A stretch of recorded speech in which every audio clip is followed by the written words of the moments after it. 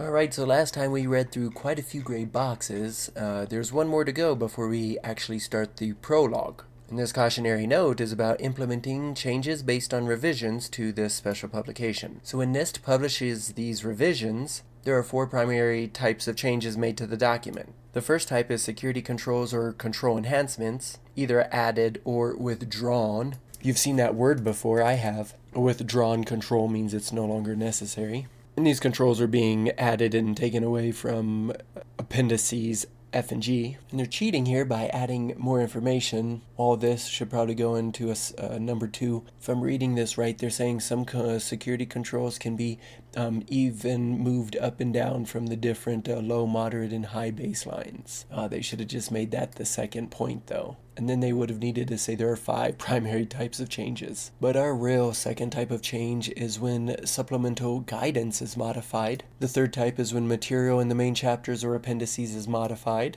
And the fourth change is when language is clarified and or updated throughout the document. So that's our cautionary note. They're essentially warning us to take a measured risk-based approach in accordance with organizational risk tolerance and current risk assessments, unless otherwise directed by OMB policy. So a question I don't currently know the answer to. Where can we find OMB policy? But to assume we're still taking this risk-based approach, that's measured, right? The following activities are recommended to implement changes to this special publication. First, organizations should determine if any added security controls enhancements are applicable to organizational information security or environments. Alright, so maybe it's saying you can add security controls even if they're not in the publication. Then they say organizations should review changes to the supplemental guidance in the main chapters and appendices, and updated clarified language throughout the publication. So review the changes. That's not really difficult. Funny they spell it out for us right here. So I'll ask the question, what are 3 things we should do in response to changes in the NIST publication?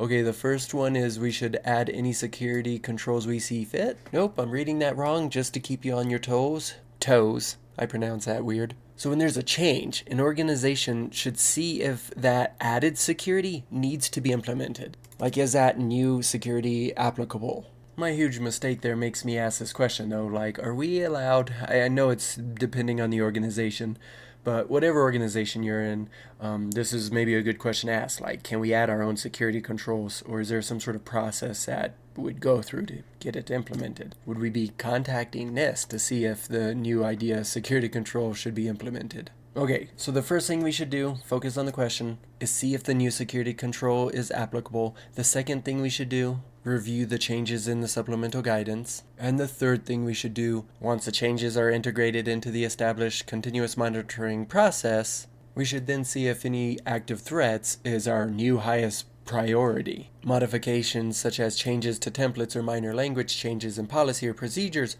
are generally the lowest priority and are made in conjunction with established review cycles. So I kind of think that goes without saying. Minor changes that don't have huge security risk implementations. Is that the right word? No, implications. So if it doesn't have a huge security risk implication, then it's low priority. So now that all the gray boxes are red, we have 3 chapters and J number of appendices. And when you accidentally click it, you have to scroll all the way back up to get to where you were. And when I say J number of appendices, that is to say there are 10 of them. So before we get to the introduction though, we have to read this prologue. Now it looks like there's 3 quotes from the National Strategy for Cyberspace Operations. Office of the Chairman, Joint Chiefs of Staff, U.S. Department of Defense. Through the process of risk management, leaders must consider risk to U.S. interests from adversaries using cyberspace to their advantage and from our own efforts to employ the global nature of cyberspace to achieve objectives in military intelligence and business operations. Keyword of the quote, risk management. Okay, key words. The next quote says, for operational plans development, the combination of threats, vulnerabilities, and impacts must be evaluated in order to identify important trends and decide where effort should be applied to eliminate or reduce threat capabilities. And to be repetitive, they say eliminate or reduce vulnerabilities. But then, to finish strong, assess, coordinate, and de-conflict all cyberspace operations. What a cool term, de-conflict. So an appropriate question for such a quote would be, why should we evaluate trends? Well, we need to do that to decide where the effort should be applied. This effort to eliminate or reduce threat capabilities and vulnerabilities, and then so we can assess and coordinate in order to de-conflict cyberspace. Alright, I found our picture theme of the video. Cyberspace must have a cyber city, I think. Our last quote is, "Leaders at all levels are accountable for ensuring readiness and security to the same degree as in any other domain." Okay, so we're ready for the introduction. Nope, we're reading the foreword first. Let me try to summarize for you here. So, this publication represents the most comprehensive update since its inception in 2005. These are the people involved in developing the document, or publication, whatever you want to say. Though strangely, this partnership formed in 2009, not 2005. So I wonder if NIST was just struggling since 2005 to create all of this by themselves. Well, whatever they are doing, they say that this update was motivated principally by the expanding threat space. It does seem like the news is reporting about attacks more and more each year. These attacks are more sophisticated, the adversaries are increasing their tempo, so here we are, developing security controls for areas like mobile and cloud computing. Oh, also application security, trustworthiness, assurance, and resiliency of information systems. The last sentence here, though, is really interesting because it says this special publication has been expanded to include 8 new families of privacy controls. But including 8 families, that's a lot. And they're basing this on something called the Fair Information Practice Principles. So further research for later. What is this? Fair Information Practice Principles sounds a little bit like GDPR maybe. Well, this publication we're about to read, it provides a more holistic approach to information security and risk management by providing organizations with the breadth and depth of security controls. I would have put a period right there. Then I would have gone on to say these controls are necessary to fundamentally strengthen information systems and environments in which these systems operate. So by doing that, we're making systems resilient in the face of cyber attacks. Here's some cool terminology. This build it right strategy is coupled with a variety of security controls for continuous monitoring to give organizations near real-time information that is essential for senior leaders making ongoing risk-based decisions affecting their critical missions and functions. Oh my gosh, I just need more periods.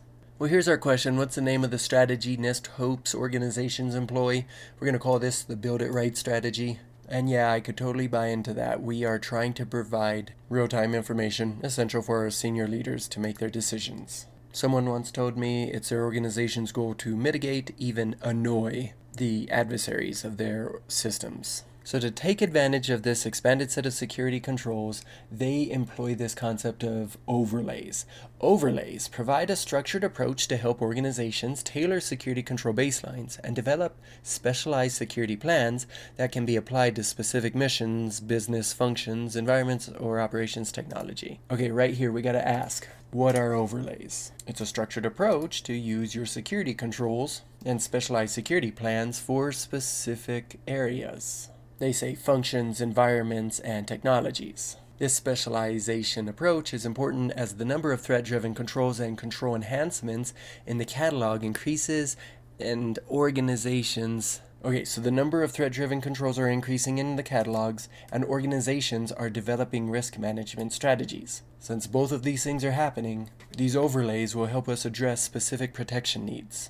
So tell me if this question makes sense, but how are we using an increased number of controls and risk management strategies? How are we using these two things? Well, we're going to read more about overlays, but we're using these two things in a structured approach. That way we can combat the bad guys. So I titled this Prologue and Beyond, but ironically here, I think the only beyond we will say we did is the foreword. So after reading the several new features, I'll summarize this paragraph and finish the video, because after that the next page is a long list of errata. So here we go. The new features include assumptions relating to security control baseline development.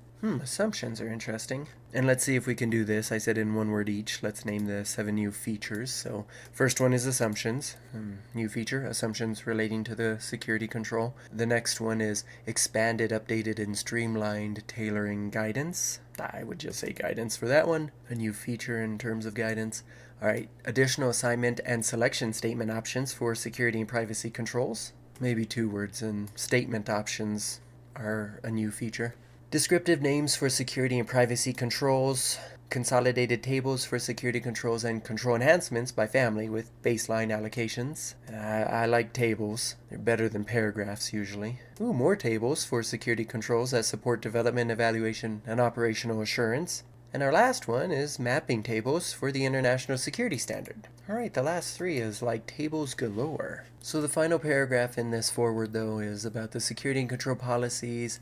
They've been designed to be largely policy and technology neutral, and they want to facilitate flexibility in the implementation. The controls are well positioned to support the integration of information security and privacy into organizational processes, including enterprise architecture, systems engineering, system development lifecycle, and acquisition or procurement, whichever word your organization likes to use. Now, successful integration of security and privacy controls into ongoing processes will demonstrate a greater maturity of security and privacy programs and provide a tighter coupling of security and privacy investments. So for our final question, I'm going to ask, in the last motivational paragraph of the foreword, what is one takeaway?